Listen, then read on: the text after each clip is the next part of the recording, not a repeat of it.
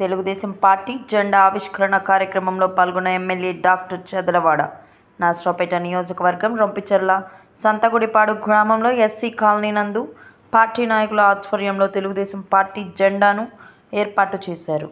ఈ సందర్భంగా గ్రామ నాయకుల ఆహ్వానం మేరకు నర్సరావుపేట శాసనసభ్యులు డాక్టర్ చదలవాడ అరవిందబాబు, రాష్ట్ర గ్రంథాలయాల చైర్మన్ గోనుగుంట్ల కోటేశ్వరరావు పాల్గొని జెండాను ఆవిష్కరించారు.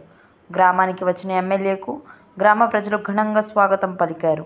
ఈ కార్యక్రమంలో మండల అధ్యక్షులు పల్లెల నాగిరెడ్డి, ప్రధాన కార్యదర్శి గాడిపర్తి సురేష్, మండల నాయకులు, గ్రామ నాయకులు పాల్గొన్నారు.